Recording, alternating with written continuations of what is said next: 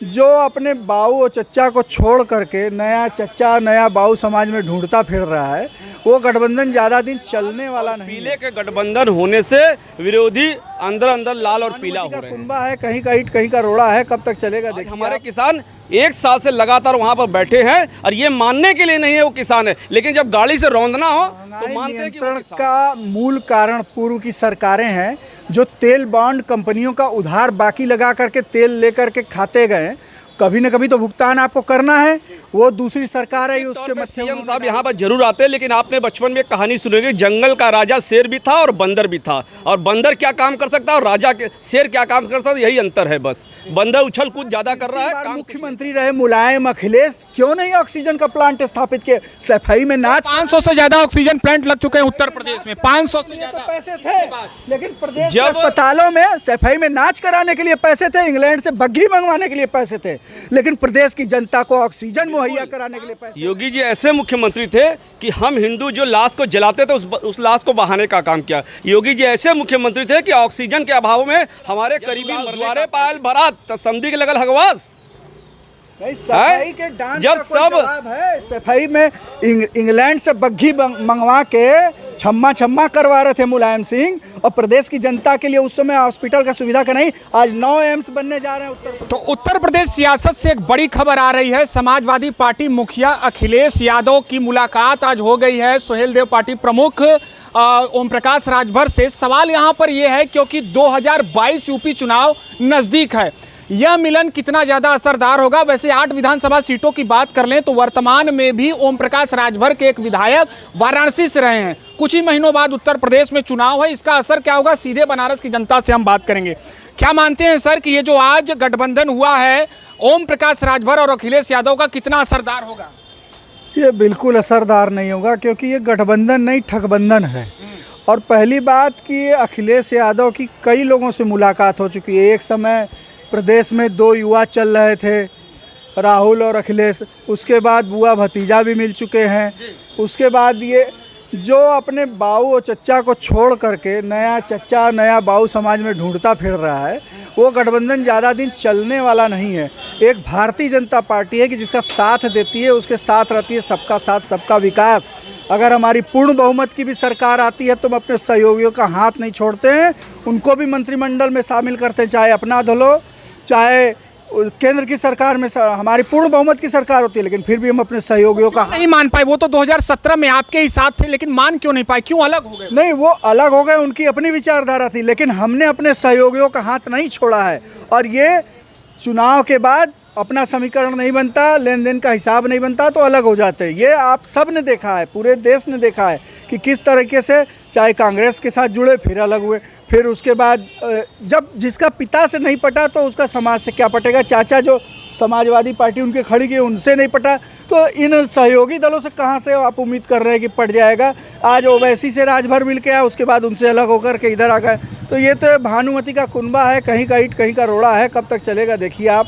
देखिए आज मऊ में एक ऐतिहासिक जनसभा को संबोधित किया, भारी संख्या में लोग वहां पर उमड़े थे, और खास बात यह है कि ओम प्रकाश राजभर ने समाजवादी पार्टी की टोपी लगाई और अखिलेश यादव ने ओम प्रकाश राजभर के गमछा को अपने ऊपर उड़ा। सबसे बड़ी बात, कितना असरदार होगा आगामी चुनाव के लिए? बिल्कुल, समाजवादी पार्टी का जो टोपी है वो लाल कलर का है, और ओम प्रकाश राजभर का जो गमछा है वो पीले कलर का है। और लाल और पीले के गठबंधन होने से विरोधी अंदर अंदर लाल और पीला हो रहे हैं, और उनके लाल और पीला होने से पूरे प्रदेश का समीकरण बिगड़ गया। क्योंकि पूरे उत्तर प्रदेश में लगभग 4% राजभर आबादी है और पूरे पूर्वांचल में 20% आबादी है, और यही 20% आबादी वर्तमान सरकार को प्रदेश में पहुंचाने का काम किया था। और ये रही, हमारे साथी ने कहा कि पिता से नहीं पटा, चाचा से नहीं, किससे पटा किससे घटा, आने वाला समय 60 दिन बाकी है, वो बता देगा। महंगाई पर चाचा इस बार वोटिंग होगी? महंगाई जबरदस्त है इस बार, क्या कहेंगे? महंगाई पर होगी इस बार महंगाई होगी। आप क्या कहेंगे? पेट्रोल के दाम दिल्ली देश की राजधानी में 160 रुपए प्रति लीटर हो गया, 160। क्या कहेंगे कितना असरदार होगा आगामी चुनाव में? बिल आने वाले चुनाव में महंगाई जबरदस्त मुद्दा रहेगा, क्योंकि ये 2014 के पहले पूरे देश की समस्या चुटकी में हल करने की बात करते थे। ये पेट्रोल का दाम, सड़क की सुरक्षा, सड़क सीमा सुरक्षा, शिक्षा, नौजवानों को रोजगार, सबकी बात करते थे। लेकिन आज 2014 में जो बात उन्होंने कहा वही अपना ही वीडियो देखना ये पसंद नहीं करते हैं। ये 35 रुपये का तेल दिलाते थे, ये 60 रुपये का तेल दिलाते थे, और रही एक गरीब आदमी 2 जून की रोटी, नमक रोटी खा के अपना पेट चलाता था। और आज सरसों का तेल इतना ज़्यादा महंगा है कि गरीब आदमी एक टाइम का भी रोटी नहीं खा सकता। इसलिए महंगाई ज़बरदस्त मुद्दा रहेगा। सड़क की बात कर लें, शिक्षा की बात कर लें, अभी कुछ घंटे पहले ही प्रधानमंत्री मोदी वाराणसी में रहे, 28 परियोजनाओं की सौगात दी, 5190 करोड़ रुपए की सौगात दी बनारस को। क्यों महंगाई नियंत्रण नहीं हो पा रहा है? महंगाई नियंत्रण का मूल कारण पूर्व की सरकारें हैं, जो तेल बॉन्ड कंपनियों का उधार बाकी लगा करके तेल लेकर के खाते गए। कभी न कभी तो भुगतान आपको करना है, वो दूसरी सरकार है, उसके मत्थे उन्होंने डाल दिया। और जहाँ तक सरसों के तेल का है, आपने पढ़ा होगा कि सरसों के तेल में पाम ऑयल मिलाना बंद कर दिया गया है। पाम ऑयल से आदमी के स्वास्थ्य पर बहुत बुरा असर पड़ता था। आगे आने वाले दलहन तिलहन का उत्पादन सरकार बढ़ा रही है ताकि हमें निर्यात न करना पड़े मलेशिया जैसे देशों से। और दलहन तिलहन का जब उत्पादन अगले आने वाले कृषि वर्ष में बढ़ जाएगा तो ये तेल की समस्या नहीं रहेगी। और तेल बॉन्ड जो पिछली सरकारों का भुगतान करना है, देश को तो करना पड़ेगा। आपने अगर किसी को वादा किया है कि अभी हमको दे दीजिए, हम आपको कल दे देंगे, तो वो कब देंगे? देना तो है। जहाँ तक सड़क की बात है, सोनिया की सरकार में 4 किलोमीटर राष्ट्रीय राजमार्ग प्रतिदिन बनता था, आज 28 किलोमीटर का रेशियो है प्रतिदिन राष्ट्रीय राजमार्ग बनने का। और सिर्फ बनने का नहीं, बना करके हर साल हम चादर की तरह सड़क बिछाते नहीं हैं, उसको 20 साल तक उस ठेकेदार को मेंटेनेंस का जिम्मा मिलता है। इसीलिए आपने देखा होगा सारे राष्ट्रीय राजमार्ग अब ढलाई वाले बन रहे हैं कि वो ये नहीं कि हम हर साल रोड बनवाएं, घोटाला करें, उसमें पैसा कमीशन खाते रहें। 20 साल तक उस ठेकेदार की जिम्मेदारी है कि वो रोड को देखेगा, अगर गड्ढा होगा तो वो पाटेगा। तो ये सरकार पारदर्शी सरकार है। हाँ, कुछ तकलीफ़ें ज़रूर हैं जो पूरे विश्व ने देखी। इतनी बड़ी महामारी सिर्फ भारत नहीं, पूरे विश्व ने देखी है। उस काल में भी एक एक आदमी को 1400 की वैक्सीन मुफ्त सरकार का देना, जब आपको ज़रूरत है तो सरकार आपके साथ खड़ी थी। 1.5 साल से राशन ज़रूरतमंदों को निःशुल्क दिया जा रहा है। सारा हमारे आय की व्यवस्था ठप थी, रेल बंद, जहाज बंद, बस बंद, सरकार के जो इनकम के रिसोर्सेज हैं सारे बंद। लेकिन हमने जनता को दिया। बात आपकी ये है, 125 करोड़ का 135 करोड़ से ज़्यादा हमारी आबादी है। हम एक चीज़ के लिए प्रतिबद्ध हो जाएं तो निश्चित तौर पर संकट से मिलते हैं। सरकार ने निश्चित तौर पर उस समय जो भी चीज़ें की वो समय को देख कर किया। लेकिन सवाल बेरोजगारी महंगाई पर है। बेरोजगारी महंगाई पर क्या सरकार को और भी ऐसे मजबूत निर्णय लेने होंगे जिससे आम जनता को सीधे लाभ मिले? बिल्कुल, कोई भी सरकार होता है तो जनता का पहले ध्यान देता है, और इनकी सरकार ने नौजवानों के लिए रोजगार और महंगाई पर नियंत्रण पे कोई काम नहीं किया है। ये अगर महंगाई पर नियंत्रण करने के नाम पर आए थे, लेकिन खुद ही महंगाई ज़बरदस्त बढ़ा रहे। और क्यों नहीं बढ़ाएंगे? ये इसलिए कि सारी चीज़ें ये बेचने पर उतारू हैं। जब घर का लड़का आवारा हो जाता है तो बेच के खाता है, तो ये बेचने पर उतारू हैं और धीरे धीरे सब बेच रहे हैं। और बेच रहे हैं तो इन्हीं के 2 दोस्त खरीद रहे हैं, 2 बेचने वाला, 2 खरीदने वाला। ये बता दीजिए, अगर 2022 में सत्ता बदलती है, सत्ता आती है, कौन कौन से एजेंडे, कौन कौन से प्रोजेक्ट के साथ जो है अखिलेश यादव उत्तर प्रदेश की तस्वीर बदलेंगे? बिल्कुल, 2022 में अगर समाजवादी पार्टी की सरकार आती है तो पूरे उत्तर प्रदेश में जैसे पहले बेरोजगारी भत्ता मिलता था, लैपटॉप मिलता था, नौजवानों को रोजगार मिलता था और सुंदरीकरण और सारे काम होते थे, उसी काम को आगे बढ़ाते हुए हम लोग उसको आगे ले जाएंगे। किसानों का मुद्दा इस बार रहेगा? बिल्कुल रहेगा, किसानों का मुद्दा सबसे पहले रहेगा। आज हमारे किसान 1 साल से लगातार वहाँ पर बैठे हैं और ये मानने के लिए नहीं है वो किसान है, लेकिन जब गाड़ी से रौंदना हो तो मानते हैं कि वो किसान है। तो 8 विधानसभा सीटों पर भारतीय जनता पार्टी और भारतीय जनता पार्टी के समर्थित दलों का दबदबा रहा है।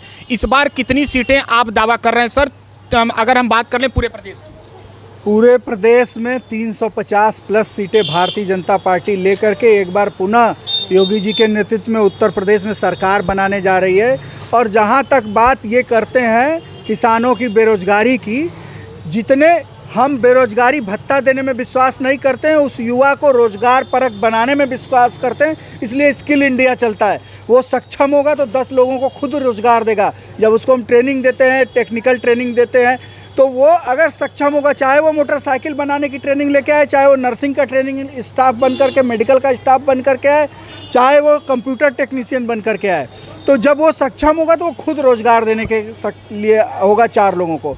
तो ये सिर्फ लॉलीपॉप दिखा करके हम तुमको बेरोज़गारी भत्ता देंगे, हम आपको रोज़गार देंगे, रोज़गार परक बनाएंगे। और वो रोज़गार परक आज देख रहे हैं कि प्रदेश और देश में कितने वाहन बिक रहे हैं। कोई अपना टाटा माल ढोने का निकाल रहा है, कोई अपनी बड़ी गाड़ी निकाल करके चलवा रहा है। लोग व्यक्ति स्वयं में सक्षम होना चाहिए। इसके लिए शुरू से नींव से बेस मजबूत किया जा रहा है। शिक्षा पर इस पर सबसे बड़ी ध्यान दी जा रही है कि सिर्फ अकबर का बाप हुमायूं पढ़ करके आप उसको जीवन में उपयोगिता नहीं ला सकते हैं, उसके लिए स्किल इंडिया पढ़ते हैं। महिला सशक्तिकरण पर, क्या महिला सशक्तिकरण पर सरकार ने जो कामकाज किया है, पहले से हालात बदले हैं कि नहीं? वाराणसी की भी बात कर लें और पूरे प्रदेश की बात कर लें। पूरे उत्तर प्रदेश में महिलाओं का जीना दुर्भर हो गया। और ये कहते थे कि मजनू एक्ट लाएंगे, वो कहाँ हैं इनके? आप उन्नाव की घटना देख लीजिए, हाथरस की घटना देख लीजिए, तमाम घटनाएं ये तो मानने को तैयार नहीं कि इनके विधायक सेंगर जी ने वो किया है, ठीक है। और सेंगर के खिलाफ वो लड़की लड़ती रही तो उसके पूरे परिवार को ट्रक से कुचलवा दिया। यही इनका महिला सशक्तिकरण है। और ये सिर्फ नाम बदलने का काम करते हैं, कभी पिंक, कभी ब्लू, कभी ग्रीन। तो रंग से नहीं, ढंग से काम होना चाहिए। क्या अखिलेश यादव की सरकार आएगी तो जो नाम था उसको रख दिया जाएगा फिर से? नहीं, अखिलेश यादव की सरकार में 10-90 अखिलेश यादव का ही देन है। आज 10-90 पर कोई भी सूचना देने पर तुरंत प्रशासन जो पहुंचता तो अखिलेश यादव का देन है। 100 नंबर अखिलेश यादव की देन है। इन्होंने दिया क्या है? इन्होंने विवाद दिया है, इन्होंने धर्म को गर्म करके राजनीति करने का काम किया। कुछ नहीं बदला, बनारस जो पहले था आज भी वही है। 15 दिन पर सीएम यहाँ पर आते हैं और अधिकारियों के साथ एक बड़ी बैठक करते हैं और निश्चित तौर पर सौगात भी देते हैं। तो ये 5 साल में बनारस की सूरत बदलने के लिए पर्याप्त है? निश्चित तौर पर सीएम साहब यहाँ पर जरूर आते हैं, लेकिन आपने बचपन में एक कहानी सुनी होगी, जंगल का राजा शेर भी था और बंदर भी था। और बंदर क्या काम कर सकता है और राजा के शेर क्या काम कर सकता है, यही अंतर है बस। बंदर उछल कूद ज़्यादा कर रहा है, काम कुछ नहीं कर रहा है। सर ये बताइए, 8 विधायक हैं यहाँ पे, बनारस जितना बदलना चाहिए उतना बदल गया? बिल्कुल बदला है। आप एक बार बाबतपुर हवाई अड्डे से उतर करके वाराणसी तक का सफ़र करके देख लीजिए। आपको जो 1.5 घंटे का समय लगता था, आज 30 मिनट से भी कम लगता है। और ये सिर्फ कह देने से नहीं हो जाता कि योगी जी ने कुछ नहीं किया, मोदी जी ने। पूरे देश ने देखा, कोरोना काल में सब राजनीतिक दल घर में बैठे थे। एक भारतीय जनता पार्टी थी कि चाहे प्रवासी मजदूर आते थे, चाहे उनके जो भी व्यवस्थाएं थी, किसी को कोई खाना पहुंचा रहा था भाजपा कार्यकर्ता, कोई ट्रेन से उनको रिसीव करके उनके गांव तक भिजवाने की व्यवस्था कर रहा था। और एक अखिलेश यादव थे जो सिर्फ अपने बंगले की टोटी खोल करके ले जाने के लिए फेमस हुए, और बाकी हमारे नेता अपने जनता के दुख दर्द के साथ खड़े थे। पूरे योगी जी ने जितना दौरा किया आज तक के इतिहास में किसी सीएम ने नहीं किया। और हर बार जनता के दर्द के साथ, हमारे यहाँ कोई अगर हमारा नेता भी गलती करता है वो जेल जाता है। इनके यहाँ नोएडा में पत्रकार की हत्या करके लाश की होम डिलीवरी उसके घर की जाती थी। पत्रकार को घर से बुला करके ले जाके मारा गया, उसके बाद बुलेट पर बैठा करके उसको घर पहुंचा दिया गया, उस डेड बॉडी को।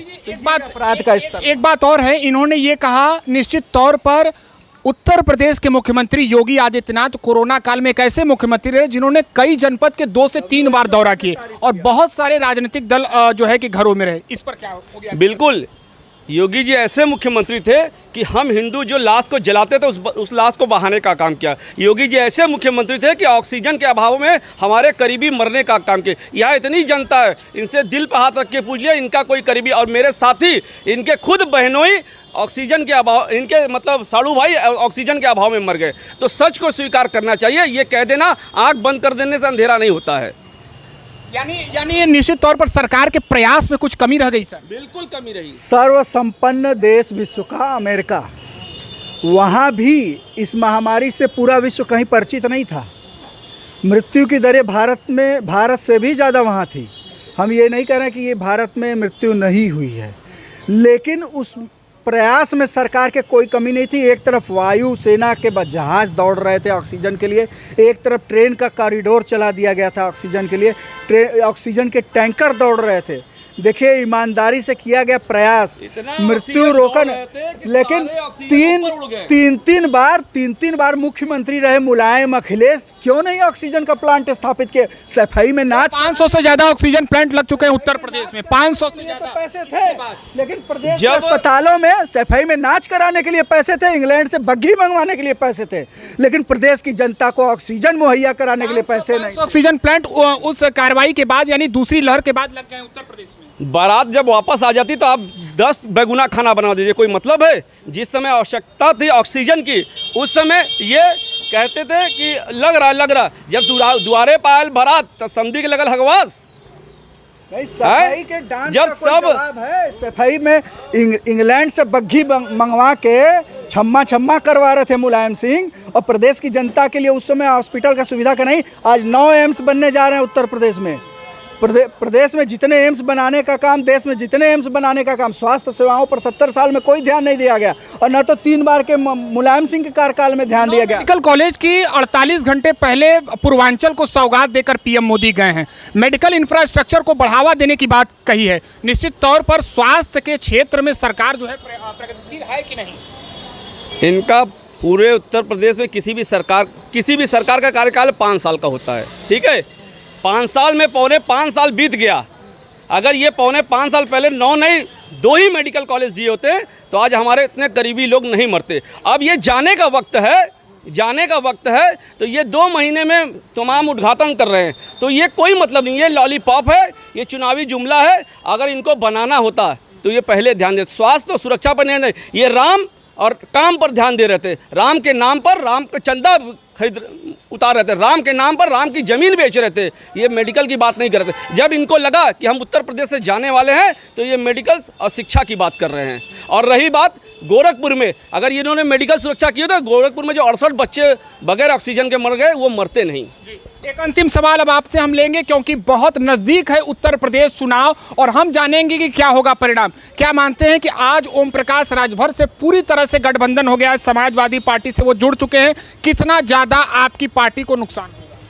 हमारी पार्टी को कोई नुकसान नहीं होगा। ओम प्रकाश राजभर का राजनीतिक चरित्र जनता देख चुकी है, जिस तरह की भाषा और जिस तरह की राजनीतिक शैली के लिए वो जाने जाते हैं, और अखिलेश यादव का भी देख चुकी है कि किस तरह से मंच से ढकेल करके अपने पिता को हटाना।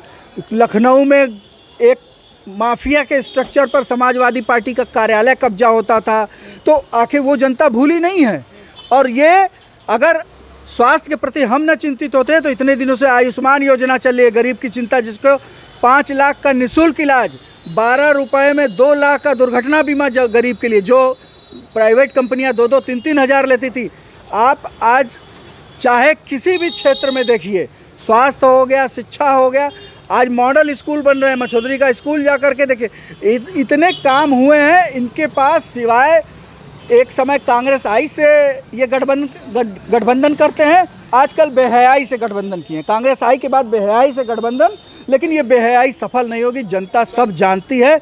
जनता आगे आने वाले दिनों में इसका जवाब अपने मताधिकार से देगी। हम बात कर सकते हैं, लेकिन मताधिकार का जो आशीर्वाद जिसको मिलना है वो मिलेगा, निर्धारित करेगी। एक अंतिम सवाल आपसे भी, 2017 में अंतिम मौके पर एक गलती हुई थी कांग्रेस पार्टी से गठबंधन करके, क्या कहीं बड़ी गलती तो नहीं हो गई? ओम प्रकाश राजभर से अकेले लड़ना चाहिए था अखिलेश यादव को? नहीं, ओम प्रकाश राजभर से गठबंधन करके अच्छा हुआ है, और आने वाला समय बताएगा कि क्या उचित है क्या नहीं उचित है। इस विषय पर चर्चा करने की कोई बात नहीं, आने वाला समय जरूर बताएगा। और यही ओम प्रकाश सिंह पहले इनके पाले में थे, वो इसलिए इनके पाले से हटे क्योंकि इन्होंने इनको तवज्जो नहीं दिया, और इन्हीं के लड़के की जब शादी थी तो एक रोड बनाने के लिए वो मोहताज हो गए थे, उनका सम्मान नहीं हुआ। इसलिए वो आदमी अपना निर्णय लेकर स्वयं तैयार है। कोई ये नहीं कह सकता क्या कल होगा, लेकिन जहाँ तक उम्मीद है आने वाले समय में अच्छा ही। समाजवादी पार्टी को आप कितना मानते हैं, कितनी सीटें आने वाले समय में समाजवादी पार्टी की सरकार बनेगी, ये पूरा विश्वास है। चलिए, वही तो वक्त बताएगा कि किसका होगा राज तिलक, लेकिन निश्चित तौर पर यहाँ पर जोरदार बहस इस बात पर रही कि वाराणसी सहित उत्तर प्रदेश में कितना विकास कार्य हुआ है, और अब आने वाले समयों में निर्धारित हो जाएगा कि किसकी बनेगी सरकार। आप क्या सोचते हैं इन विषयों पर? क्या देश में महंगाई बढ़ी है कि नहीं? क्या देश में इन 5 सालों में काम हुआ है कि नहीं? क्या मध्यम वर्गीय परिवार के हालात सुधरे हैं कि नहीं? इन विषयों पर अपने राय हमें नीचे कमेंट सेक्शन में जरूर दीजिए। अनेक विषयों के साथ आपसे मुलाकात होती रहेगी। जय हिंद।